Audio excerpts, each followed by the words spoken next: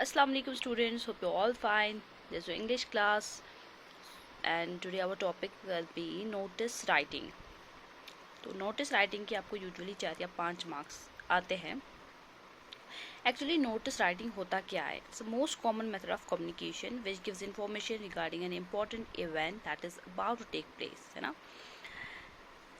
एक method of communication है which you use for the public or for the other people जो आपको कुछ इन्फॉर्मेशन को देनी होगी किसी इवेंट के बारे में that is going to take place, तो उसको आप नोटिफाई करते हो एक ख़ास तरीके से जिसको आप कहते हो नोटिस राइटिंग. तो ये जो होता है notice writing, it is a written या फिर printed piece of information targeted for the specific group. कुछ लोगों के लिए होता है ये. It conveys information in a very precise manner, बहुत ही प्रिसाइज, बहुत ही नटशल में ये इन्फॉर्मेशन दे देता है आगे बंदों को जिसको देना होता है.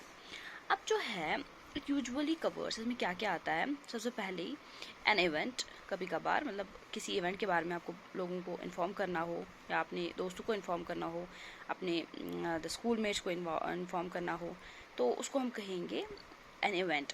या कहीं पे कुछ इनॉग्रेशन हो रही है तो आपको वो नोटिफाई करना है लोगों को, या कोई फंक्शन हो रहा है, या कोई जनरल इंस्ट्रक्शंस है कुछ अपने बैचमेट्स के लिए या अपने स्कूल मेट्स के लिए, तो ये सब कुछ कवर करता है.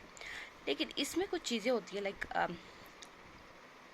ये कवर करता है 3 चीज़ें. तो यूजुअली ये 4 या 5 मार्क्स का होता है. सबसे पहले जो है इसका फॉर्मेट, पहला जो है इसका फॉर्मेट इसका जो है उसका आपको 1 मार्क्स मिलता है. फिर उसके बाद जो है कंटेंट, मीन्स लिखा क्या है अंदर से, उसके आते हैं 2 मार्क्स.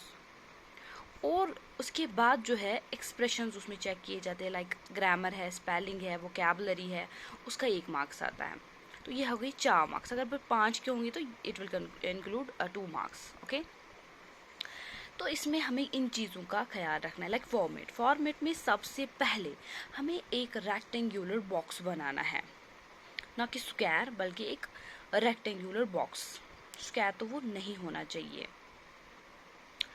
उसके बाद हमें सबसे पहले ऊपर नेम ऑफ द इंस्टीट्यूशन या ऑर्गेनाइजेशन. तो अगर आपको कोई मैसेज है फॉर द स्कूल मेट्स तो यहाँ पे आप स्कूल का नाम लिखोगे, या किसी ऑर्गेनाइजेशन के लिए है, या किसी बिल्डिंग के लिए है, या किसी सेक्टर के लिए है, तो यहाँ पे वो लिखा जाएगा. तो जिस जगह के लिए है, सोसाइटी है, स्कूल है, वो यहाँ पे लिखा